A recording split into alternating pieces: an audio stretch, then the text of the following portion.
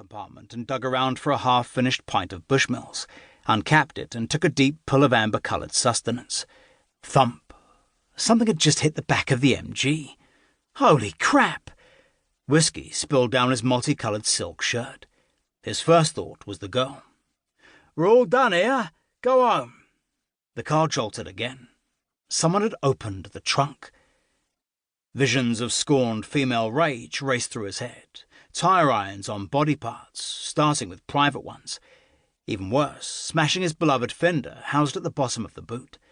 That got him scrambling out of the MG. "Done means done, bitch. What don't you get about that?" He got no response. Billy realised he hadn't heard her high heels clipping their way back on the cobblestones. A figure flew out of the fog, swinging a familiar object. The Fender Telecaster. Pried from its case and suddenly used on its owner, a washed-up rocker who was soon bleeding out on the cobblestones of an alley in the heart of London. His attacker hovered above, then straddled him, much like Billy did with his 1050 women, wielding the Fender as a seductive sceptre. For a moment, it seemed like he was going to tear into a searing solo of his own. Instead, he ripped off one of the metal guitar strings with a savage jerk. Within seconds, it was wrapped around Billy's neck. As he felt the life seeping out of him, Billy heard the killer softly begin to whistle "Ain't I Good Enough For You?" Billy really hated that song. 3. The Heath. Austin Grant still strolled through it each Sunday after church, though he'd been doing it alone for over a year. Hampstead Heath had been their favourite spot on earth, a gigantic park plopped atop a hill over London where he'd proposed to Alison over 3 decades ago. They'd gotten married on a spectacular spring afternoon, when the purple lilacs, pink hydrangeas and blush roses were in full bloom. He'd been amazed she'd agreed to take him as a husband after a 1-month courtship. Grant had been certain her late father wouldn't hand his only daughter to a man with no prospects. Miraculously, Alison saw enough in Grant to accept his proposal, and had subsequently cheered him on from a front-row seat through his entire career. A career that was almost over.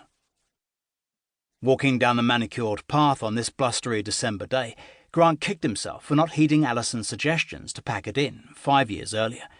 When had he finally let her show him the brochure? The month before she took ill?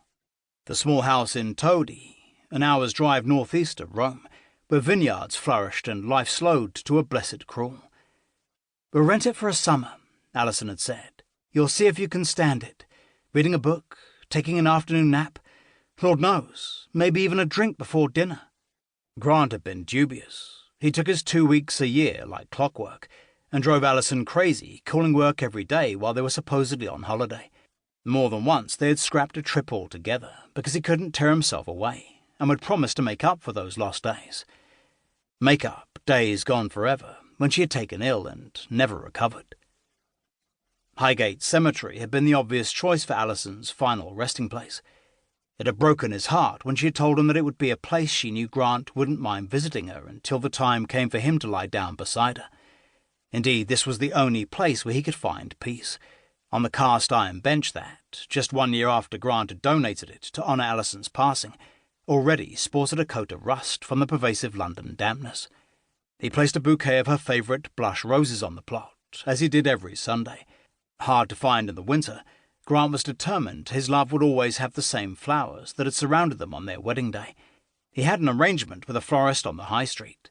If the proprietor carried them year-round, Grant could arrange for the steep parking permit in front of the man's shop to be waived.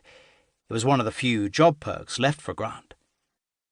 Alison Rebecca Grant, beloved daughter, wife and mother. The simple tombstone inscription always turned Grant's thoughts to Rachel. He wondered what she was up to, how things had gone so terribly wrong. He hadn't seen their daughter since the funeral. Shortly after Alison had been diagnosed with lung cancer, Rachel had flown in from New York and holed up in the bedroom with her mother. She had left the house barely uttering a word to Grant. The one time he had tried to get his daughter to talk, Rachel had laid it out pure and simple. "Mum is dying. There's nothing more to say."